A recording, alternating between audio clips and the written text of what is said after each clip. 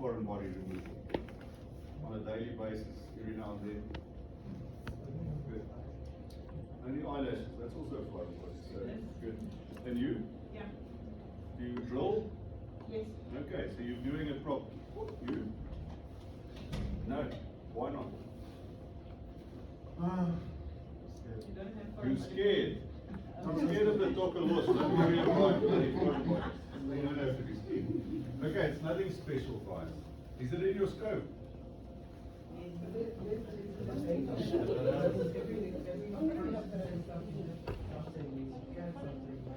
it in your scope? Yes or no? Not really. Why not? You've got diagnostic privileges. Can you use Novocaine? Can you use like a ventilator? Yes, it's in your scope. So what you require is training to be competent. Once you've got the training and you can prove that you're competent, it's in your scope. So it's a grey area, but that's my view of it. Okay? Do what you're competent to do. If you don't feel competent, don't do it. When in doubt, send it out. Okay? So the first thing we're going to do is review some anatomy. Okay. So the area of concern is the anterior cornea. Anterior cornea, especially the epithelium and Bowman's membrane. So remember the epithelium, we've got three layers of cells. We've got the basal cells, the wing cells, and the squamous cells. The basal cells come from the stem cells of the limbus. They migrate across. They then become the wing cells, and then eventually they flatten out and become the squamous cells. So that's the system how it works. This area here, where Bowman's membrane lies, very specialized structure of collagen with firm attachments holding the basal cells in place. And then you get things called the desmosomes, which are attachments between the cells. Think about those things as Velcro. So those cells are Velcro together by the desmosomes. Okay? And that keeps all of this structure in place, because if it wasn't for that, then you just rub your eye like that, what do you think will happen to your epithelium? It will be all over the place. So cornea is a very specialized structure. Okay, fortunately for us, it heals very quickly as well. The next slide is important to remember. The only part of the cornea that does not regenerate is the Bowman's membrane. And that's just underneath the basal membrane of the epithelium. So if you damage the Bowman's membrane, you'll end up with a scar. Conversely, the decimase membrane, which the endothelium sits on, regenerates. So guess what? If you've got a eye drops where there's a tear in decimase membrane, if you leave it alone, it'll repair itself and the cornea will clear. Okay? So do everybody that has a eye drops need a surgical solution? No. You can wait. But if the scar's in the visual axis, obviously we have to do something, because then they can't see. So in the book there's a discussion on how to treat eye drops, the way I do it. And you get results within 3 weeks. So don't be scared to help those guys if you can. It's simple to help. Okay. And then for the sake of understanding how to use drugs when you start dealing with people with foreign bodies that you've taken out of corneal injuries, you need to understand how the cornea heals itself, especially the epithelium. So there's 4 phases here: latent, migration, proliferation, and reattachment of the epithelium. And each one of those phases, certain things happen at molecular level even, that you sort of have to have a feeling for to understand what's going on. You don't have to write down everything. If you want this talk, Leonie will have it. And the speaker's notes, there's lots of detail on how these things work, so I can't go into too much detail. Right, so let's look at the first phase. In the first 6 hours after you've got this injury, what happens? Cytokines are released in the tear film, like lysozyme is an antibacterial agent. So the tear film is responding to the injury itself. So you get these cytokines that come in. And there's specifically one cytokine that's of very big interest to us here, and it's called matrix metalloproteinases, and especially MMP9. So MMP9 then goes and disrupts these adhesions between the cells. So the cells reorganize themselves. Some of them become apoptotic, they die, and they get washed away in the tear film. And more importantly, from the cytokines then changes the Bowman's membrane slightly, makes it sticky. Right, so you get sticky Bowman's membrane forming because of these things. But guess what? If you use a steroid at this stage, you interfere with the release of these cytokines and the inflammatory process. So you don't want to do that, because you want this to happen. The body needs to help itself to organize itself. So it's not appropriate to use a steroid at this stage. then these cytokines penetrate further into the stroma and they get apoptosis of the keratocytes. What are the keratocytes' job? Make collagen, repair the cornea. Okay? So they die in the anterior corner. That's normal, that happens. So that's the first phase. The next phase, which takes place over the next sort of 36 hours, the basal cells start reorganizing themselves. They flatten out and they slide across the defect. Okay, so cover it. Then you also get more of an inflammatory response. So you start getting neutrophils, white blood cells coming from the vasculature, the limbus, and wherever to that area. You might get an infiltrative reaction. So this is the next phase which they start happening. Okay. Then the next, after 36 hours to 48 hours, what happens then? Now the basal cells start reforming themselves into the right shape. Okay, but note here, the firm attachments to the membrane and to each other are not yet in place. At this stage also, these cells differentiate into the wing cells and eventually the squamous epithelium. So the defect starts healing from inside going upwards to outside. Very important to remember that. Okay. And then the last, after 48 hours, things get better. And at this stage, now these strong attachments between the cells start occurring and they start working. Okay. And the cells start organizing themselves, binding together tightly, and the whole process is now continuing. And at this stage, if you rub your eye hard, if you put a contact lens in, there's a chance that you might dislodge some of these cells because they're not firmly attached in. And you can recreate the defect and maybe cause an RCE. So just be careful. But that's what happens at that stage. Now the next part that we have to worry about is if this injury is a bit more extensive. Now we're going to the stroma. And now it becomes a bit more tricky to deal with. So these cytokines penetrate in the stroma here. They kill off the keratocytes that lie anteriorly, but they stimulate the deeper lying keratocytes to differentiate themselves into myofibroblasts and fibroblasts. And what those things do, they have contractile forces in the extracellular matrix, and they pull together and they close the wound. The downside of this process is corneal haze and scar formation. So now, what can we use to prevent that happening? Steroid. So when the stroma is involved, we can start using a steroid. Good example of something like this, somebody's got a dendritic ulcer. What have we been taught? Don't use a steroid. Okay. But as soon as the epithelial disease is stopped and it's over and the epithelium is intact, you have to treat the stromal disease. Then it's appropriate to use a steroid. So that's how it works. Same thing happens here. So you're not going to shove a steroid in when it's a deep injury. Wait till the epithelium is in, then give a steroid. You give a steroid that doesn't penetrate into the eyeball, something like FML or Rex, safe to use in these cases. You just want to have it penetrate to the stroma. You want to control the inflammatory response, not stop it, control it. Right, makes sense, everybody? Got it? Yes? You said if we introduce a contact lens in that first 48 hours. So I just want to understand what bandage contact lens will. Okay, we'll get to that because we'll talk about bandage lenses. So it's a very good question in the sense that you're asking about using a contact lens as a bandage lens, but I'm going to get to that a bit later on. Alright, so that's a very good question, but we'll talk about it.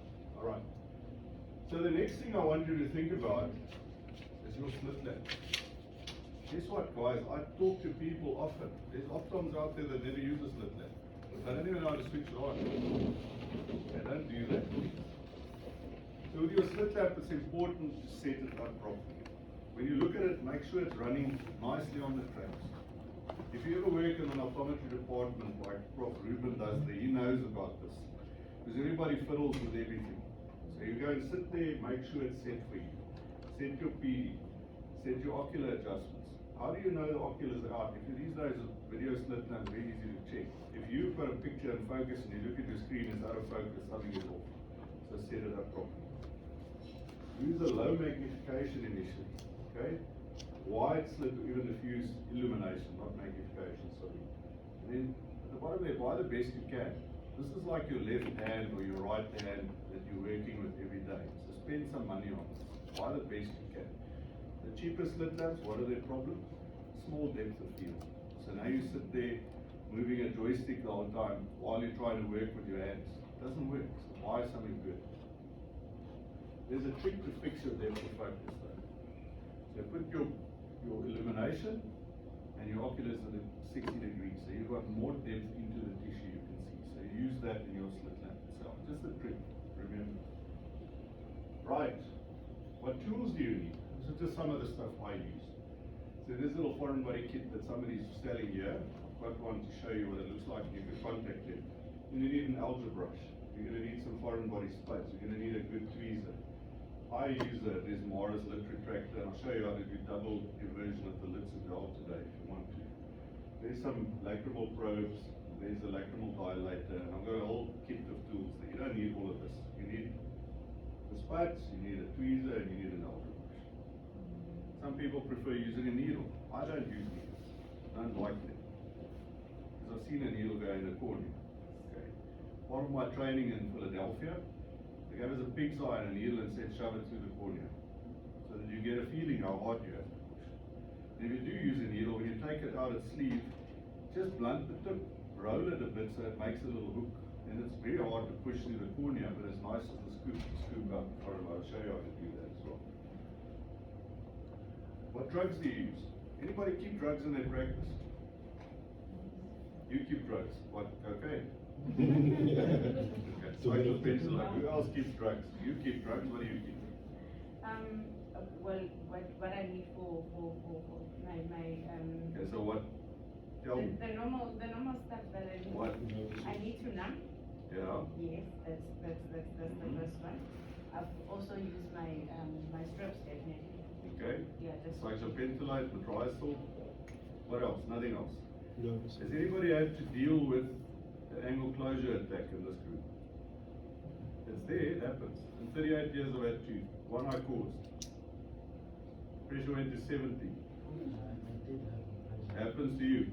Okay.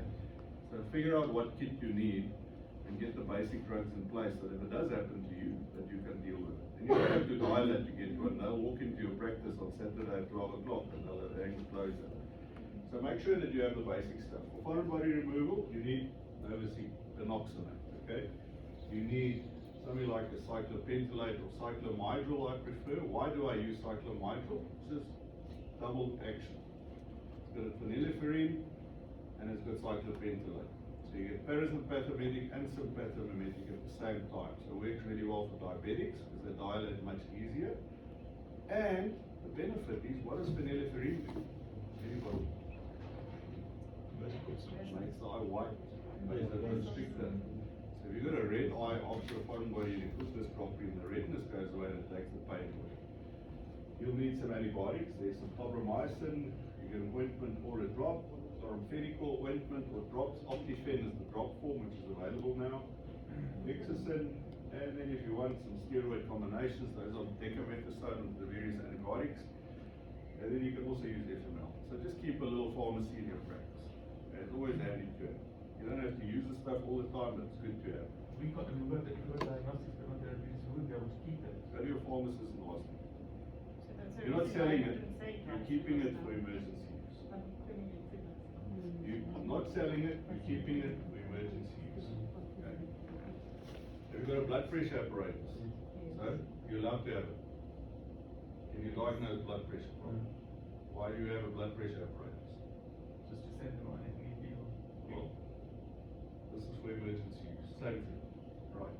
You don't justify everything if you argue long enough. If I give you trouble, tell them I said it's okay. Right. What's the next thing? There's steps. Do this. I fly planes as a hobby.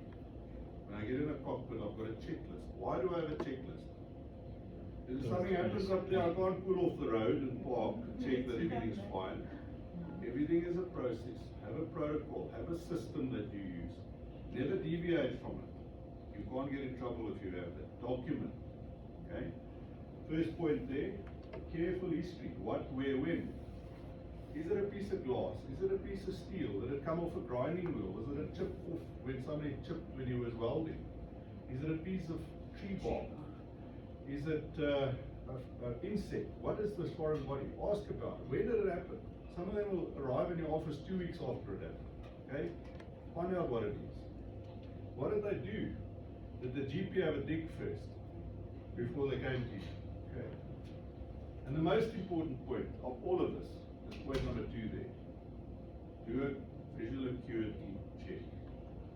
Believe me, you don't want to see them a week later for follow-up and find out the eye you worked with has got 636 vision and he says, you caused this eye can't see now, but before I had this thing I could see.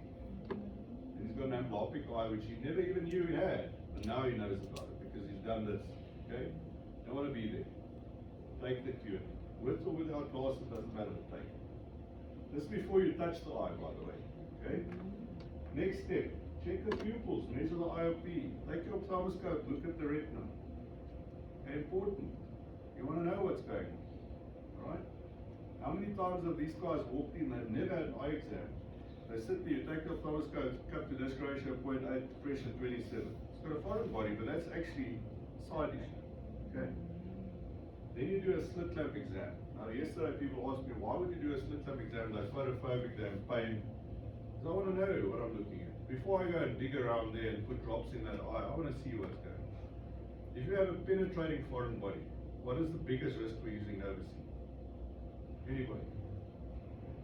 It's toxic to the endothelium. You'll decompensate that cornea. Then you sit with a white cornea because the endothelium is there. So make sure it's not penetrating. Look at what you're looking at. Formulate a plan while looking at the slit lamp. Check the conheric angles. You might use a cyclopentolate afterwards. You want to know the angles of it. Look for cells and flare in the aqueous because they always have a uveitis if they've been long-standing. So look for those things when you do that general exam. Okay. Then you pull the slit lamp back. Say, okay, let's put some anesthetic. Don't you do the consent form first before you do it? Okay. I don't bother too much with that because when the time they're sitting on my chair, they're in desperate need. So they come there and consented for me to take the foreign body out in my view. But you can do that. Okay? It's not wrong to do that. So then you put the anesthetic in. Ask them if they're sensitive to anesthetic. I've never really had somebody have a big problem with anesthetic, but ask. You know, it's always good to ask. Right. Other thing with anesthetic, I'll ask you this. You've got a foreign body more in the center of the cornea. If you've got a foreign body on the limbus, which one requires more anesthetic? And why? Because of the limits of the action of the drug. Yeah, what is the limits of the action? How do you explain? Explain to me what you say. Think about it. Anybody else? I don't want to put it on the spot all the time. Nerves? Okay, everybody's close. What sits at the limbus that's not in the center of the cornea? Vasculature. So when you put the drug in, it gets absorbed into the vasculature quickly and it gets metabolized where? In the liver. Alright? So when you have a foreign body at the limbus, you need more anesthetic. So you may need 1 or 2 or 3 drops. If you really, the patient's a little bit sensitive, take the cotton bud, wet it with anesthetic, just hold it on that area and it'll anesthetize it. They're doing cataract surgery but just anesthetizing the area where they cut. They don't even use a complete anesthetic anymore. That's how the guys are okay. They're going minimal anesthesia. Okay? So you do that and it works. The other thing is somebody also asked me, why do some patients need 3 drops of anesthetic because they feel what you're doing? Remember the anesthetic that you're using is a sodium channel blocker. So it stops the pain response. But it doesn't stop the tactile response. If you touch the eye, they'll feel it. So when you go there with the elder brush, you touch the eye, they'll feel that you touch it. They don't have pain, but they know you touch it. So that's what they're feeling, it's not really the pain. Okay, just think carefully about that. Alright, so at the same time now you're doing this, you've now in your mind figured out what tools you're going to need. And you've placed them next to you on the slit lamp table. You've got your elder brush there, you've got your needle or your spud, whatever you need is there. If you do choose to use a cotton bud to take out a foreign body, wet the bloody thing with Ceylon. Okay, you don't have to have an abrasive action. Just a bit of Ceylon on it and it's wet and it comes off easily. In my view, if you're using a cotton bud, you're actually causing more harm because you're pushing that thing in deeper. Okay, so don't use it, just use a spud. So this guy has chosen to use a needle, he's taking the foreign body out. So you take the piece of steel out that's caused the trouble. What's the next thing? Go and look again and you'll observe know if there's a rust streak. If the foreign body's been in the eye for more than 6 hours, you'll have a rust streak. Why? Because it's a salt environment. Anybody got property at the coast or a car there, you drive along and the door will fall off because it rusts to pieces. Okay, the same happens here. If you don't take that rust out, it never sleeps. The eye knows there's a foreign body. So that's why if you get a guy who goes to the GP, they dig out the foreign body, 2 weeks later he's in your office with painful eye. And you look, there's the rust streak. Because it's there. Okay? The GP doesn't have it. Exactly. But they do it. But kind of sometimes, sorry. Yes, right. So kind of, this is more sometimes, is that my patient will go to the GP because the eye is late. And then they come to me and be like, the GP gave me this corticosteroid, and then, but it's not helping, but then the patient either has burning or dry eye. So obviously it won't help. So what is your job, Dion? Do it right. Show them that you know what you're doing. Am I right or wrong? No, but And show your GP that you know what you're doing. but You get a GP as a patient. yeah. It's your job to educate them about your knowledge. So, but the GPs, so just as we are limited to what we can and cannot do, the GP should also be limited because they don't have the right If you have a medical degree, you have to just prove you're competent. So as a GP, you can do brain surgery as long as you can show that you're competent. Famously in my area, the GP who did boob lifts and boob jobs for all the women in the area. The plastic surgeons hated him, but they couldn't stop him because he was competent. And he did a very nice job, by the way, as far as I hear from the ladies. There you go. So it's all about competence. So your job is to educate your GPs. In our area, the GPs are referring the foreign bodies and red eyes to us. They don't want to touch it anymore. You can ask John, he's a fourth-year medical student. Ask him how much time in medical degree they spend on eyes. 2 weeks. So that was a process that's put in place by ophthalmology because they tell the GPs, if you have a red eye, don't bother with it, send it to us, we'll take care of it. So it's just the way it's been forever. So you can't blame the GP for trying and doing. He's got very good background knowledge. He's got much more knowledge in pharmacology than we have, and other systems and other diseases. But you know, to blame him for not doing the foreign body correctly is senseless.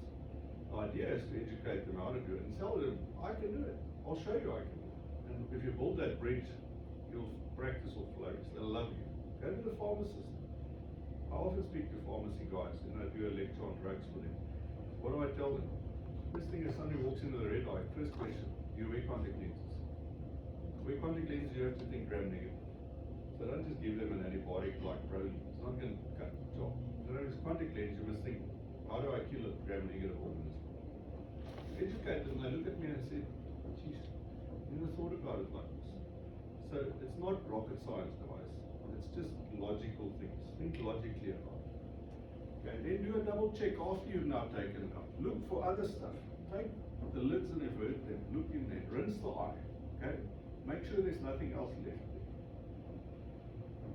And then now it comes to the point where you decide what to do. So the first thing you need to do is you have to work with the body's natural process of, in actual fact, healing itself. So we have to support that process. What is the first thing we need to think of? When the epithelium is damaged, part of the defense mechanism of the eye is not there anymore. The epithelium, the basement membrane, Bowman's membrane, protect the eye from invasion by bacteria. So there's a route now for bacteria to get in. Most of the guys that have foreign bodies in their eyes, they look at their hands. What jobs do they do? They work with grease and all kinds of stuff. So you don't want them to have their hands in the eye all the time, okay? You have to think broad spectrum antibiotic. Please don't use Vigamox or Zymox or anything like that. It's overkill. Those drugs we need to protect because that's what we have to really take care of serious infections.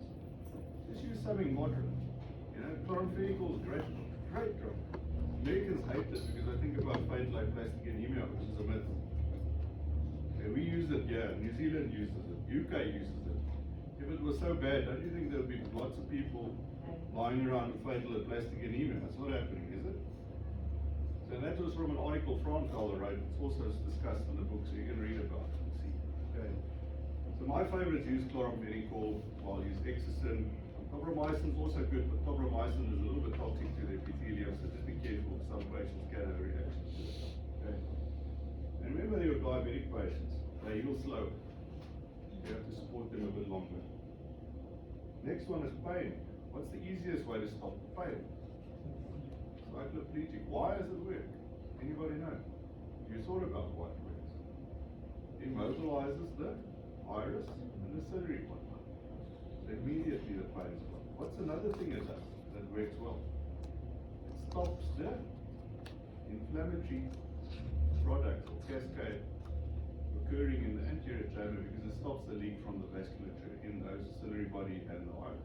So it actually now stopping the uveitis response as well. Okay. You put that drop in, immediately the pain's gone. Immediately. Make sure the angle's open. You don't dish it out for it to take home. You put it in, next morning you follow up. If you need to put more in, you do it again. Okay. Cyclomidal, I said, works well because it's got phenylephrine in it. Right. What about non-steroidal anti-inflammatories? Is there a place for them in the treatment of foreign bodies? Anybody use that? Acular, Voltaren, all of those products. Nobody. Alevro is the latest one. I don't use them here. But on the same token, if I get somebody that comes in with archives, photokeratitis, that's a really good drug to use for those guys. What happens with photokeratitis? You get blisters forming in epithelia. When the blisters burst, the nerve endings are exposed, so they have pain. Non-steroidal anti-inflammatory works on the inflammatory cascade where the prostaglandins are produced. Prostaglandin, pain, inflammation, cystoid macular edema, blah, blah, blah. Any trauma to the eye causes prostaglandin release. By the way, why is it called prostaglandins? First time they isolated them was from the prostate gland. And then I thought, well, this is where they occur, but then they found out that actually all over the body. So prostaglandin stuck, unfortunately, but it's there. Alright. So steroids, when do we use steroids? Definitely not when there's epithelial problems. But when you've got stromal problems, you have to go. And don't be a ninny with steroids. Hit it hard. Okay? If it's bad, use Predford. It's moderate, use FML. But don't play with it. Do it properly. Don't give them one drop, and next week another drop. 4 times a day, even more if it's necessary. Okay? And monitor the pressure. That's why you measure the IOP. If there's a spike, it's going to come back down. It's good to know there's a spike, because next time the guy has an infection, you know this guy is a steroid responder. Okay, so remember, it's not going to make him blind in a day. Okay? And normally when I talk about steroid responders, how much pressure evaluation do you expect with a steroid responder? You've seen that. How much? 5 millimeters of mercury. It's not 20 or 30. Okay? So you're not going to go from 15 to 40 because of steroids. Over a long period, yes, but not in a day. Then, finally, we visit the patient the next day. Next day. You want to know what's going on there. If it's better, it's worse. Some of them don't come back because they repeat offenders. They've had this many times, so they know. They don't come back. And what I say to them if they repeat offenders, the next time you come with a foreign body, I'll take it out without anesthesia. And see if you like me drilling in your eye. Okay. I even sometimes I have a few cheap safety glasses and I give them one when they walk out. I say, please use it. Because invariably it's your dominant eye that gets hit. Have you noticed that? The dominant eye, the good eye gets hit. It's like a squash court. Turn around, the ball comes, it gets the ball from the back into your dominant eye and it's fine. Okay? So just be careful with how you deal with it. And then finally they charge them. Don't do it for nothing. How would you feel if you do this, something goes wrong and you get sued and you didn't charge them? You're going to be happy. But if you charge them, you don't feel too bad. Okay? You are competent. Charge for your services. There's nothing wrong with making money. Why are we in this profession? Do it for charity. Bad chance. I'd rather do other things for charity, but this is my job. This I need to get paid. I charge. Okay? I can't tell you what to charge because it's illegal. Depends on what you want to do. If you feel you can do it, if you practice in Sandton, for sure. If I work in Sandton, foreign bodies, I'll charge 3 times what I do now, because I know they can afford it. But is this also really announced? Yeah, it's everything is regulated, but we're not supposed to talk about prices. There's prices that are published, but if you and I talk about a price the Competition Commission views as illegal, we're colluding. And you can get a fine of 100,000 rand. I think there's also people do the SFA guidelines about. Yeah, there's codes for it. Use the tariff codes, they are there. You have to do a certain minimum of things to charge a certain code. If you have not done those minimum things, you can't charge. But there's codes for it, so you can go and look for it. But make sure you charge, don't not charge. It's up to you if you charge for follow-up. I don't normally charge for follow-up. Okay. Alright, then the final slide is about patching. Who patches? You asked about contact lens patching. For a foreign body. I'm asking, you said. Yes, but normally if it's a very superficial, your normal, I honestly don't patch, because it just, I see them day one and I'll ask them if possible to come back in a week, if I'm worried if it's central or, it's not on the periphery, but I don't patch for that. Right, so it's a good point. Patching, the way that I was taught, the standard of care, and the day I was taught when we started, is to patch everybody, and pressure patch them. Not just patching, pressure patch. So you put double pad on and pull it tight and close the eye. So that's the standard of care in those days. Then subsequently a lot of articles came out and said there's no benefit in doing it. In my view, everybody's different. In some cases I'll patch, some cases I won't patch. I do find that it's quite a big area that's been affected. Patching seems to help and it makes them heal a little bit faster. Okay? And the area without patch, I'll use an optic fluid. I don't do a pressure patch. Put in a lot of antibiotic ointment, close the eye after I've dilated or put the cyclo in, and I patch it. And I say to the guy, you don't take this thing off. You come to me tomorrow morning, I'll take it off. Because look at their hands. You look at their hands and they're dirty, you don't want them shoving these things in the eye and out all the time. The next morning, take a patch off, I'll evaluate, and then I'll give them an antibiotic drop to carry on. And remember, with antibiotic use, never taper an antibiotic. 4 times a day, minimum. Okay, minimum. You taper it, you're going to foster resistance, so don't taper antibiotics. With a steroid antibiotic combination drug, slightly different.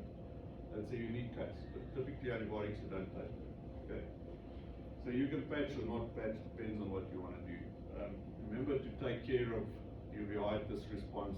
Some of these things can really be bad, and they've been sitting there for weeks. They might have uveitis as well, and then you have to use the Pred Forte to get the response and get the uveitis under control, and the cyclopentolate also helps with that. Just the final thing, anybody know what the vasovagal reaction is? Has anybody had a patient faint on them when you do this? 38 years I've had 2.